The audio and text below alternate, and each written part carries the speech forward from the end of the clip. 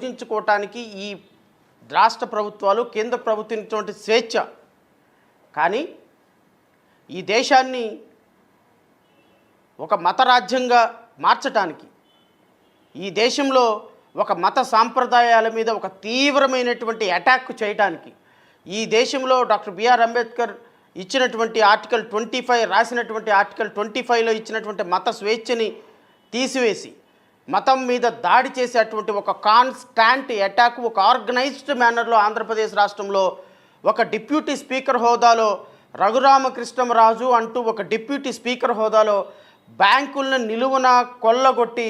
3,700 కోట్ల రూపాయల ప్రజాధనాన్ని తన సొంత ఖాతాలో వేసుకున్నటువంటి ఒక బ్యాంకు దొంగని నిలువరించలేకపోతున్నటువంటి ఈ అనిశ్చితమైనటువంటి ప్రభుత్వాన్ని, ఈ ప్రభుత్వంలో ఉన్నటువంటి పెద్దలను ఏమని ప్రశ్నించాలో నాకు అర్థం కావటం. ఈరోజు భారతదేశంలో ఆంధ్రప్రదేశ్ రాష్ట్రంలో దళితుల మీద, క్రైస్తవుల మీద, దళిత క్రైస్తవులుగా గుర్తించబడిన వాళ్ళ మీద, ఒక చర్చెస్ మీద, ఒక క్రిస్టియానిటీ మీద జరుగుతున్నటువంటి attack, organised attack, state sponsored terrorism అనేటువంటి ఒక పదం వాడాల్సి వస్తుంది. 1,10,00,000 మందిగా ఉన్నటువంటి ఒక మతం మీద, ఒక సాంప్రదాయం మీద ఈరోజు ఒక రాజ్యాంగేతర శక్తిగా, ఒక డిప్యూటీ స్పీకర్ హోదాలో, ఒక శాసనసభ మొత్తాన్ని తన కంట్రోల్లో పెట్టుకొని శాసించగలిగినటువంటి ఒక డిప్యూటీ స్పీకర్ హోదాలో, ఒక నియోజకవర్గ ఎమ్మెల్యేగా ఉండి ఈరోజు 1,10,00,000 మంది దళితుల మీద పగపట్టి, దళిత క్రైస్తవుల మీద పగపట్టి, ఈరోజు దళితుల మీద, దళిత క్రైస్తవులుగా దేవుణ్ణి పూజించేటువంటి క్రైస్తవ మత ప్రచారకుల మీద మీరు చేస్తున్నటువంటి దాడి, రఘురామకృష్ణరాజు అనేటువంటి ఒక ఉగ్రవాది, ఒక ఆర్థిక ఉగ్రవాది, ఒక మతపరమైనటువంటి ఉగ్రవాది లాగా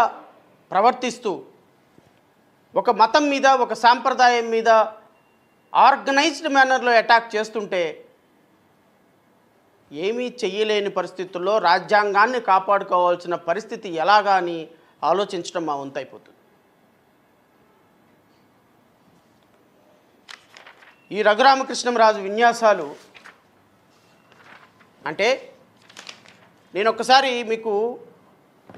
రాష్ట్ర ప్రజలకు ఒకసారి చదివి వినిపిస్తా. ఈ దేశం ఎవరిది కాదు, ఈ దేశం భారతీయులది.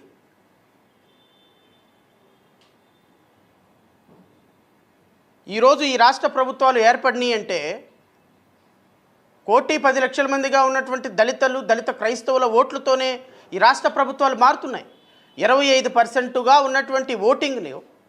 కేవలం 1%, 2% తోటి ఓటింగ్లు మారిపోయేటువంటి, తలరాతలు మారిపోయేటువంటి పరిస్థితుల్లో 25% ఉన్నప్పటికీ కూడా సంఘటితం కాలేకపోవటం వల్ల